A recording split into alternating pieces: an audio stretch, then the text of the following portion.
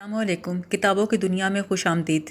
نمرہ احمد کے ناول جنت کے پتے کی قسط نمبر 17 آپ کے پیش خدمت ہے۔ برگر کنگ میں معمول کا شور اور رش تھا۔ وہ دوڑتی ہوئی کچن میں آئی۔ جہان کہاں ہے؟ اس کے حواس باختہ انداز پر شیف نے ہاتھ روک کر اسے دیکھا۔ جہان پینٹری میں ہے، مگر ٹھہریں، آپ ادھر نہ جائیں۔ اس کا کوئی مہمان آیا ہوا ہے۔ اس نے کہا تھا کسی کو اندر نہ آنے دوں۔ کچھ نہیں ہوگا، مجھے اندر جانے دو پلیز۔ دیکھیں، اگر آپ کو اندر جانا ہی ہے تو آپ پچھلی گلی سے چلی جائیں۔ وہاں دروازے پہ لگی گھنٹی بجا دیجیے گا۔ پچھلی گلی سے پینٹری کے دروازے تک پہنچنے میں حیا کو 10 منٹ لگے۔ پینٹری کا روشن دان کھلا تھا، اندر سے آوازیں آ رہی تھیں۔ حیا نے ذرا سا جھانکا۔ جہان اس کی طرف پشت کیے کھڑا تھا۔ آواز نیچی رکھو، یہ تمہارا ادالار نہیں جہاں میں تمہاری ساری بکواس چپ کر کے سنتا رہوں گا۔ یہ میری جگہ ہے۔ ہاں، تمہاری جگہ، مت بھولو، یہ جگہ میں نے تمہیں دی تھی جب تمہیں بیوقدا سے فرار ہو کر چھپنے کی جگہ چاہیے تھی، مگر تم دنیا کے سب سے بڑے احسان فراموش ہو جہان۔ یہ عبد الرحمن پاشا تھا۔ اس کا چہرہ حیا کبھی نہیں بھول سکتی تھی، جس پر چند روز قبل ہی اس نے کافی الٹی تھی۔ وہ پتھر کے مجسمے کی طرح دیوار سے لگ گئی۔ پاشا کی بات کے جواب میں جہان بولا، میرا بھی اپنے بارے میں یہی خیال ہے۔ اور میرے کام کے بارے میں تمہارا کیا خیال ہے؟ کیا وہ 48 گھنٹے میں ہو جائے گا؟ نہیں ہوگا، جہان بہت رکھائی سے بولا۔ پہلی بات تو یہ کہ میں تمہارے باپ کا ملازم نہیں۔ دوسرے یہ کہ اپنے لالچ کے ہاتھوں بے صبر ہونے کی بجائے تھوڑا انتظار کر لو تو بہتر ہوگا۔ لالچ؟ پاشا بولا، میرا سب کچھ داؤ پہ لگا ہے۔ تم کہتے ہو میں لالچی ہوں؟ تو تمہارے اپنے جرائم کی سزا ہے، میرا کیا قصور؟ اور تمہیں تمہارے جرائم کی سزا کب ملے گی جہان سکندر؟ جس دن میں نے زبان کھولی نا، اس دن تم سیدھے پھانسی چڑھو گے۔ اور تمہیں لگتا ہے میں پھانسی چڑھ کر تمہیں عیش کرنے کے لیے چھوڑ جاؤں گا؟ ایسی فیری ٹیل تم ہی گھڑ سکتے ہو پاشا۔ تم پہلے بھی مجھے دھوکہ دے چکے ہو جہان۔ میں اس دفعہ تمہارا اعتبار نہیں کروں گا۔ تو نہ کرو، جہنم میں جاؤ میری طرف سے۔ پاشا نے جواب دینے کے لیے لب کھولے ہی تھے کہ اس کی نگاہ روشن دان سے جھانکتے چہرے پہ پڑی۔ وہ مسکرا کر بولا، تمہاری بیوی باہر کھڑی ہے جہان، اسے اندر نہیں بلاؤ گے؟ جہان نے بے یقینی سے دہرایا، تمہاری بیوی؟ سبانجی یونیورسٹی کی ایکسچینج اسٹوڈنٹ۔ ڈورم نمبر بھی بتا دوں؟ حیران مت ہو، تم نے پاشا بے کو انڈر ایسٹیمیٹ کیا ہے۔ میں تمہاری بیوی کو اچھی طرح جانتا ہوں، بلکہ کچھ دن پہلے ہماری ملاقات ہوئی ہے۔ کیوں میڈم، ٹھیک کہہ رہا ہوں نا میں؟ اسے انتہائی بے یقینی سے دیکھ رہی تھی۔ جہان کے چہرے کا رنگ اڑا ہوا تھا۔ حیا، تم جانتی ہو اسے؟ یہ سچ کہہ رہا ہے؟ حیا نے اثبات میں گردن ہلائی۔ اب بتاؤ جہان، میرا کام 48 گھنٹے میں ہو جائے گا یا نہیں؟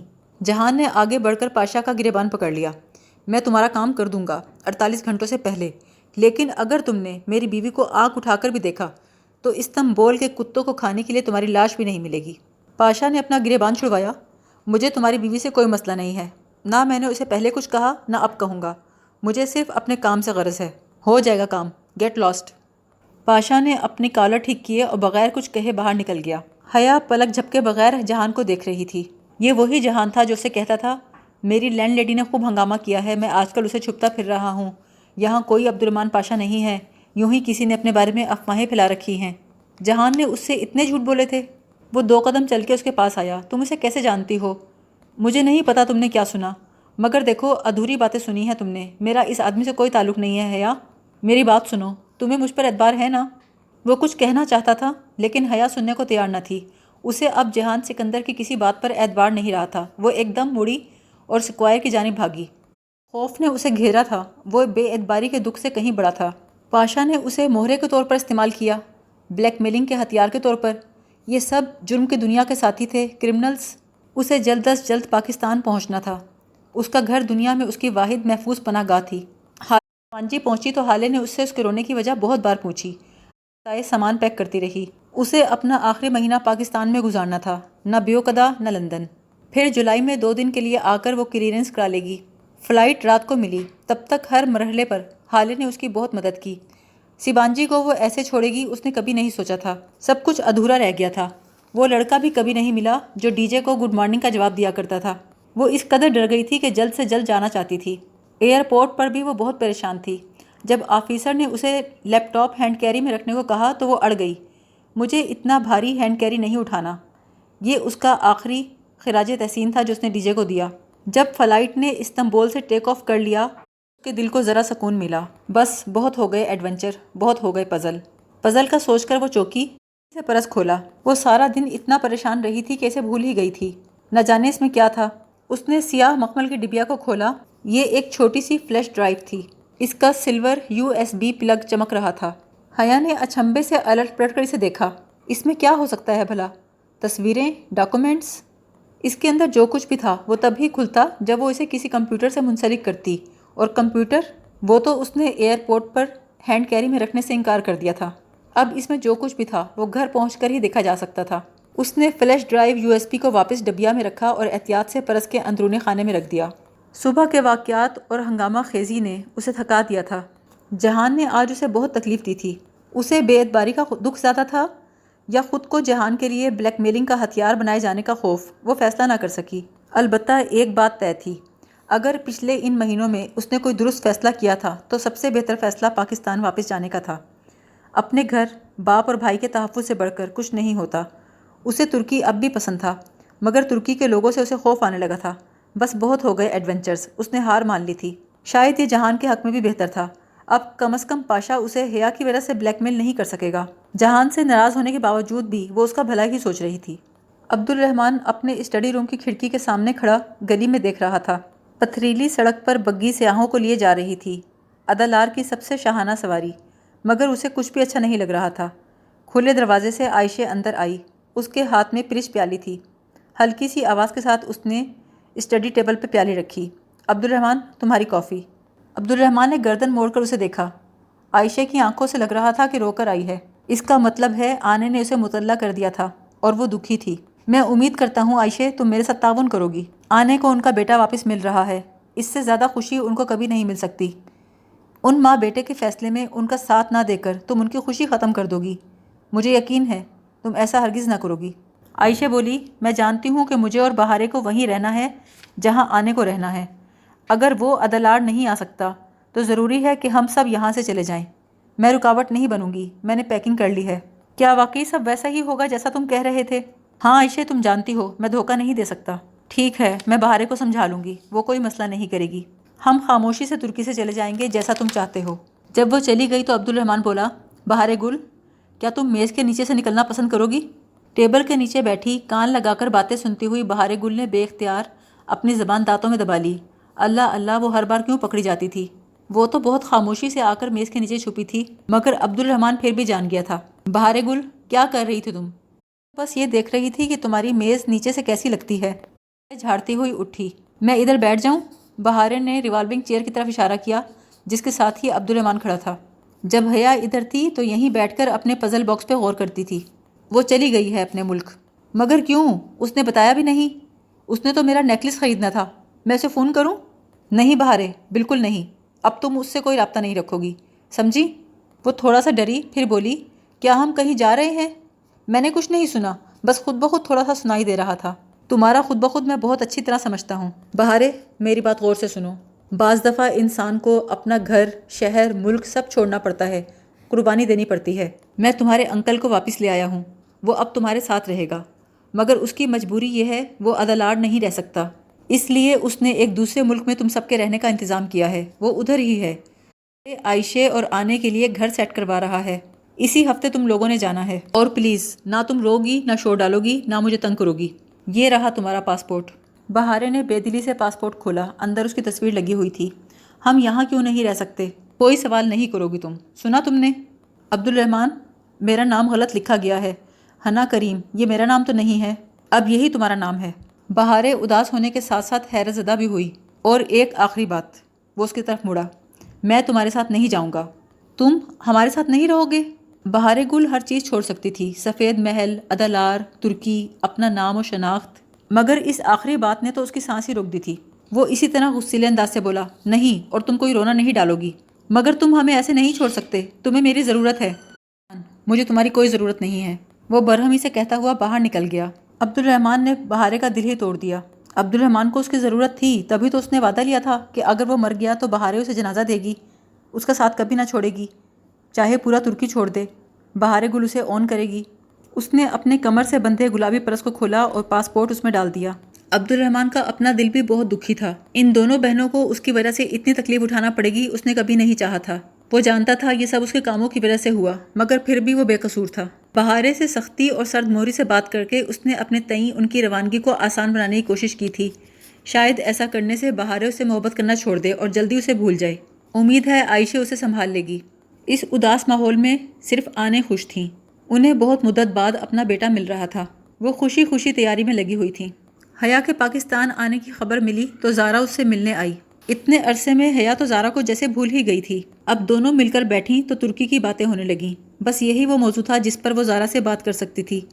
بعض دفعہ دوست وہی ہوتے ہیں، وقت انسان کو اتنا آگے لے جاتا ہے کہ وہ اپنے دوستوں کے مدار سے بھی نکل جاتا ہے۔ پھر کتنا ہی میل ملاقات رکھو، درمیانی فاصلہ گھٹتا ہی نہیں۔ اب اس کی دوستیں عائشہ گل اور بہار گل تھیں، جن کو وہ بتا کر بھی نہیں آئی تھی۔ زارا کے جانے کے بعد فاطمہ نے اسے بلا لیا۔ سائمہ تائی آئی ہوئی تھیں۔ بیٹا، مجھے ارم کے سسرال والوں کی شاپنگ کرنی ہے، منگنی کے تحائف وغیرہ۔ تمہارا ٹیسٹ اچھا ہے، میرے ساتھ چلو ذرا۔ شور تائی اماں، میں ذرا عبایا لے کے آتی ہوں۔ تم نے عبایا لیا ہے؟ جی، ایک فرینڈ نے گفٹ کیا تھا، میں نے سوچا باہر آتے جاتے پہن لیا کروں گی، اس نے بظاہر لاپرواہی سے جواب دیا۔ تھوڑی ہی دیر بعد وہ لمبے سے عبایا میں چہرے کے گرد اسٹول سلیقے سے لپیٹتی ہوئی باہر آ گئی۔ تائی مسکرا کر بولی، اچھا کیا تم نے، تم پہ اچھا بھی بہت لگ رہا ہے، تمہارے تایا دیکھیں گے تو بہت خوش ہوں گے۔ ہاں اچھا تو ہے مگر بہت سمپل ہے، فاطمہ ذرا متذبذب ہو کے بولی۔ جب میں حج پر گئی تھی تو تم سے کتنا کہا تمہارے لیے عبایا لے آؤں، مگر تم نے انکار کر دیا تھا۔ بس امی اب دل چاہ رہا تھا۔ وہ نقاب کی پٹی سر کے پیچھے باندھنے لگی۔ تو تم نے نقاب بھی شروع کر دیا؟ سائمہ تائی کو اب واقعی جھٹکا لگا۔ چلو دیکھتے ہیں کتنے دن تم یہ کرتی ہو، اس کی امی بولی۔ 2 دن بعد ہی اس نے چھوڑ دینا ہے۔ وہ کوئی جواب دیے بغیر باہر نکل آئی۔ تائی کو پورا F10 پھرا کر شام ڈھلے دونوں واپس آئیں۔ ابا اور تایا فرقان لان میں بیٹھے تھے۔ حیا کو دیکھ کر تایا ذرا سا سیدھا ہوئے، انہیں لگا کوئی مہمان ہے۔ میں ہوں تایا، اس نے سر کے پیچھے بندھی ہوئی پٹی اتار کر نقاب چہرے سے علیحدہ کیا تو وہ حیران ہوئے۔ تم نے کب سے برقع لینا شروع کر دیا؟ بس ایسے ہی، ترکی میں شروع کیا تھا۔ اسے اچھا نہیں لگ رہا تھا کہ گھر کا ہر فرد اس کے برقعے کو ہی ڈسکس کر رہا تھا، مگر شاید وہ سب بھی حق بجانب تھے۔ پہلے تو وہ اس کے بالکل برعکس لباس پہنتی تھی، سو ان کا حیران ہونا بنتا تھا۔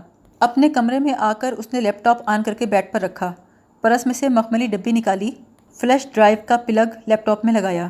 روشن اسکرین پر ایک پیغام لکھا ہوا آیا جس کا لب لباب یہ تھا، اس فائل پر ایک پاس ورڈ ہے، پاس ورڈ درج کرنے کے لیے ایک ہی کوشش کی جا سکتی تھی۔ صحیح پاس ورڈ درج کیا تو فائل کھل جائے گی، غلط درج کیا تو فائل خود بخود ختم ہو جائے گی۔ پیغام چند لمحوں بعد ہی غائب ہو گیا۔ اب اسکرین پر ایک خالی چوکٹا چمک رہا تھا جس میں 8 خانے بنے تھے، کسی 8 حرفی لفظ کے لیے یا 8 ہندسوں کے لیے۔ اس نے ڈبی کو اوپر نیچے ہر جگہ سے دیکھا، کہیں کچھ نہ لکھا تھا۔ اس کے فارم کو انگلیوں سے پکڑ کر باہر نکالا۔ نیچے ڈبی کے پیندے پر سیاہ مخمل کا ایک ٹکڑا رکھا تھا، اس پر سنہری دھاگے سے 2 الفاظ سلے تھے، story swapped, STORYSWAPPED۔ Story swapped, عدل بدل کی گئی کہانی، کیا مطلب ہوا اس بات کا؟ اب یہ فلیش ڈرائیو کی پہیلی تھی۔ میجر احمد بغیر پہیلی کے کبھی کوئی پزل دیتا ہی نہیں تھا۔ اس شام وہ کچن میں کھڑی سلاد بنا رہی تھی، فاطمہ بھی ساتھ ہی کام میں مصروف تھیں۔ نور بانو برتن دھو رہی تھی، ابا لاؤنج میں ٹی وی کے آگے بیٹھے تھے۔ وہ بلند آواز میں سب کو ترکی کی باتیں سنا رہی تھی۔ ترکی کا سفر نامہ یہ وہ موضوع تھا جس سے گھر والے اب بور ہو چکے تھے۔ پتہ ہے نور بانو، وہاں ٹاپ کپی پیلس کے پیچھے ریسٹورنٹ میں کیا ملتا تھا؟ وہاں ایک بہت اچھا مشروب ملتا تھا۔ لاؤنج میں رکھا لینڈ لائن فون بجنے لگا تو حیا خاموش ہوئی۔ ابا نے ہاتھ بڑھا کر ریسیور اٹھایا۔ ہاں سبین، کیسی ہو؟ وہ مسکرا کر بات کرنے لگے تھے۔ کیا؟ کب؟ سرات بدلے، وہ ایک دم سیدھے ہو کر بیٹھے۔ انا للہ و انا الیہ راجعون، وہ بہت دکھ سے کہہ رہے تھے۔ فاطمہ بیگم گھبرا کر کچن سے نکلیں، تب تک ابا فون رکھ چکے تھے۔ کیا ہوا؟ سکندر کا انتقال ہو گیا ہے، وہ لوگ 1-2 روز میں باڈی لے کر آ رہے ہیں، میں ذرا فرقان بھائی کو بتا کر آتا ہوں۔ سلیمان صاحب کے بنگلے پر فوتگی والے گھر کی سوگواریت چھائی تھی۔ لان میں کنات لگا کر مردوں کے بیٹھنے کا انتظام تھا، جبکہ خواتین لاؤنج میں بیٹھی تھیں۔ فرنیچر ہٹا کر چاندنیاں بچھائی گئی تھیں۔ رشتہ دار خواتین سادہ ہولیوں میں تھیں، مگر آبدہ چچی، سہرش اور ثنا بالکل نئے سفید لباس پہن کر آئی تھیں۔ پتہ نہیں یہ رواج کہاں سے چل نکلے تھے۔ 3 روز بعد سکندر انکل کی باڈی کلیئرنس حاصل کر کے اپنے ملک لائی جا رہی تھی، اور وہ سوچ رہی تھی کہ جہان کا سامنا کیسے کرے گی۔ خفت تو جہان کو ہونی چاہیے تھی، نہ کہ حیا کو۔ اتنے برس بعد پھپھو آئی تھیں، وہ بھی تابوت کے ساتھ۔ لاؤنج کی خواتین ان سے ملتے ہوئے رو رہی تھیں۔ پھپھو بہت نڈھال لگ رہی تھیں۔ لڑکے تابوت لیے اندر آ رہے تھے۔ حیا ذرا ایک طرف کو ہو گئی، دوپٹے کا پلو ترچھا کر کے چہرے پہ ڈال کر ہاتھ سے پکڑ لیا۔ یہ اس کا غیر محسوس سا نقاب تھا۔ اب اگر وہ نقاب کرتی ہی تھی تو منافقت کیسی کہ باہر کے مردوں سے کرے اور کزن سے نہ کرے؟ ایک فیصلہ کیا ہے تو اسے نبھانا بھی پڑے گا۔ جب وہ پھپھو سے ملی تو وہ بولی، حیا تم کہاں چلی گئی تھی؟ جہان بہت اپسیٹ تھا۔ وہ سخت شرمندہ ہوئی۔ کیا تھا اگر پھپھو کو ایک فون ہی کر لیتی؟ جہان تو ساتھ نہیں آیا چچی، یہ فروخ تھا جو قریب کھڑی فاطمہ بیگم کو بتا رہا تھا۔ کیوں؟ کسی نے پوچھا۔ پھپھو بتا رہی تھی وہ کسی کام میں پھنسا ہوا ہے۔ فاطمہ حیا بھی ششدر رہ گئی۔ ایسی بھی کیا مجبوری کہ بندہ باپ کے جنازے پہ بھی نہ آئے؟ وہ ایسا کیسے کر سکتا تھا؟ حیا کا ساتھ دینے کی خاطر یہ کہ وقت آ سکتا تھا تو اپنے باپ کے ساتھ کیوں نہیں؟ اگلے روز کل تھے۔ گھر میں کچھ کرنے کی بجائے تایا اور ابا نے وہی کیا جس کا رواج آج کل اسلام آباد میں چل نکلا تھا۔ تمام عزیز و اقارب کو کسی 5 اسٹار ہوٹل میں ڈنر کے لیے فیملی واؤچرز دے دیے کہ بما خاندان جا کر ڈنر کریں اور مرحوم کے اصالِ ثواب کے لیے دعا کر دیں۔ اس کا ایک فائدہ بھی ہوا کہ لوگوں کے سوال اور گڑے مردے اکھاڑے جانے سے تایا اور ابا دونوں محفوظ رہے۔ حیا نے کافی بنائی اور پھپھو کے پاس ایک کپ لے کر آئی۔ تھینک یو بیٹا، تمہارے ساتھ تو بیٹھ ہی نہیں سکی۔ شرمندہ مت کریں پھپھو، میری ہی غلطی ہے۔ میں نے سوچا جہان آپ کو میرا میسج دے دے گا۔ نہیں، وہ تو کہہ رہا تھا تم بتائے بغیر چلی آئی ہو۔ بہت پریشان تھا وہ آیا کیوں نہیں؟ پھپھو نے چند لمحے اسے دیکھا، جیسے فیصلہ نہ کر پا رہی ہوں کہ وہ کتنا جانتی ہے اور اسے کیا بتائیں۔ پھر بولی، وہ ترکی سے باہر گیا ہوا تھا، فلائٹ کا مسئلہ تھا، 1-2 روز میں آ جائے گا۔ پھر تو آپ کو بہت مشکل ہوئی ہوگی، اکیلے سب کچھ مینیج کیسے کیا ہوگا؟ حیا، میں نے ساری زندگی سب کچھ تنہا ہی مینیج کیا ہے، میرے ساتھ پہلے بھی کوئی نہیں تھا، جب میں اور میرا بیٹا جلا وطنی کاٹ رہے تھے، اور اب تو میں اتنی مضبوط ہو چکی ہوں کہ اپنے مسئلے حل کرنے کے لیے مجھے اپنے خاندان کے مردوں کے سہاروں کی ضرورت نہیں۔ تمہیں بھی اتنا ہی مضبوط بننا چاہیے۔ ان کی آخری بات سن کر وہ بہت چونکی۔ یہ ماں بیٹے بڑی مبہم باتیں کرتے تھے۔ رات کے 3 بجے جیہان کا فون آیا۔ حیا، ممی تو سو رہی ہوں گی اس وقت، میں ان کو ڈسٹرب کرنا نہیں چاہتا۔ ڈرائیور ہوگا؟ نہیں، ڈرائیور تو نہیں ہے، اماں اور ابا شام لاہور گئے تھے، ان کے ساتھ ہی گیا ہوا ہے۔ اصل میں ایئرپورٹ پہ ہوں اور مجھے تمہارے گھر کا راستہ معلوم نہیں، کیا تم مجھے لینے آ سکتی ہو؟ اوہ ہاں، تم رکو، میں آتی ہوں۔ منہ دھو کر عبایا پہن کر وہ چابی لیے خاموشی سے نکل آئی۔ ڈرائیور تو ابا کے ساتھ گیا تھا، اب اس کے سوا کوئی چارہ نہ تھا کہ وہ خود جائے۔ ایئرپورٹ پہنچ کر اس نے جہان کو کال کر کے آنے کا بتایا۔ السلام علیکم۔ چند ہی منٹ بعد وہ دروازہ کھول کر فرنٹ سیٹ پر آ بیٹھا۔ ایک چمڑے کا بھورا دستی بیگ اپنے قدموں میں رکھا اور سیٹ بیلٹ پہننے لگا۔ وعلیکم السلام۔ اگنیشن میں چابی گھماتے ہوئے حیا نے نگاہ پھیر کر اسے دیکھا۔ وہ اسے پہلے سے کافی کمزور لگا۔ ممی اٹھی تو نہیں؟ نہیں۔ تم آئے کیوں نہیں تھے؟ سب پوچھ رہے تھے۔ میں مصروف تھا۔ کیا تم مجھے پہلے قبرستان لے جا سکتی ہو؟ حیا نے سر ہلا دیا۔ قبرستان زیادہ دور نہ تھا، پھوپھا کی قبر آپ کے دادا کی قبر کے پاس ہی ہے، حیا نے اسے بتایا۔ احاطے میں جہان کے والد اور دادا کی قبریں دروازے کے ساتھ ہی تھیں۔ وہ ایک طرف کھڑی ہو گئی۔ جہان آہستہ آہستہ دونوں قبروں کے پاس آیا، پھر دھیرے سے سکندر شاہ کی قبر کے پاس بیٹھ گیا۔ کچھ دیر دونوں ہاتھ اٹھائے دعا مانگتا رہا۔ کافی دیر بعد اٹھ کر آیا تو حیا جانے کے لیے پلٹی۔ گھر آ کر حیا اسے صاف ستھرے گیسٹ روم میں لے آئی۔ کچھ کھاؤ گے؟ بس 1 کپ چائے دے دو، میرے سر میں بہت درد ہے۔ وہ آنکھوں پر بازو رکھ کر بیڈ پر نیم دراز ہو گیا۔ جب تک حیا چائے لے کر آئی وہ سو چکا تھا۔ صبح ناشتے پر اس نے اپنی والدہ اور پھپھو کو جہان کے آنے کی اطلاع دی۔ اس کے آنے کا سن کر ان کے چہرے پہ چمک آ گئی، خوشگوار سی حیرت۔ اسے بڑی حیرت ہوئی۔ وہ باپ کے جنازے کے تیسرے دن پہنچ رہا تھا، مگر ادھر پھپھو کو کوئی ناراضگی نہ تھی۔ اس سپہر کو زارا پھر آ گئی۔ آج اس کا کچھ شاپنگ کا پلان تھا، مگر جب حیا عبایا پہن کر باہر آئی تو پھر سے ایکشن ری پلے شروع ہو گیا۔ تم نے عبایا کب سے شروع کر دیا؟ وہی حیرت، سوال، تفتیش، تشویش۔ ایک لمبا اور جامع جواب دے کر بھی اسے لگا کہ زارا غیر مطمئن ہے اور غیر آرام دہ بھی۔ شاپنگ کرتے وقت، جوتے دیکھتے وقت، کپڑے نکلواتے وقت، حتیٰ کہ تہذیب بیکرز کے سامنے اسکوپ کا سلش پیتے وقت بھی زارا بار بار غیر آرام دہ نگاہ اس پر ڈالتی۔ یار حیا، چہرے سے تو اتار دو۔ زارا، میں تو بالکل کمفرٹیبل ہوں، اگر تم نہیں ہو تو بتاؤ۔ وہ حیا سلیمان تھی، عائشہ کی طرح ہر بات نرمی سے سہ جانے والوں میں سے نہیں تھی۔ جب وہ اپنے زمانہ جاہلیت کے لباس پر کسی کو بولنے کا موقع نہیں دیتی تھی تو اب نقاب پر کیوں کسی کو بولنے دے؟ صرف حجابی لڑکی ہی کیوں صبر کرے؟ اس کی رائے میں بہت زیادہ چپ رہنے کو بھی کمزوری سمجھا جاتا تھا۔ نہیں نہیں، میں تو تمہارے لیے ہی کہہ رہی تھی۔ زارا ذرا بوکھلا گئی تھی۔ وہ واپس آئی تو اس کا دل بوجھل سا تھا۔ زارا اور اس کا مدار اب مختلف ہو گیا تھا۔ رات کے کھانے پر ابا نے جہان سے پوچھا، کتنی چھٹی ہے تمہاری؟ کنفرم نہیں ہے ماموں، 1-1.5 ہفتے تو یہی ہوں، پھر شاید چلا جاؤں۔ سوچ رہا ہوں ممی کو یہیں اپارٹمنٹ لے دوں گا۔ تو جہان، آپ بھی یہیں شفٹ ہو جاؤ نا بیٹا، فاطمہ نے ذرا دبے دبے جوش سے کہا، اور ایک نظر سلیمان صاحب کو دیکھا۔ وہ بھی ذرا امید سے جہان کو دیکھنے لگے۔ وہی بیٹی کو اپنے قریب رکھنے کی خواہش۔ فاطمہ بیگم بولی، اور اپارٹمنٹ کی کیا ضرورت ہے، یہی گھر ہے سبین کا۔ جہان ہلکا سا مسکرایا۔ پورے دن میں وہ پہلی دفعہ مسکرایا تھا۔ رہنے دیں مامی، میرے نصیب میں پاکستان میں رہنا لکھا ہی نہیں ہے۔ اس کے چہرے پہ مسکراہٹ تھی اور چمک جو کبھی کبھی اس کے چہرے پہ نظر آتی تھی، خاص موقع پر۔ خیر، کبھی نہ کبھی تو اس کی وجہ جان ہی لے گی۔ سر جھٹک کر کھانا کھانے لگی۔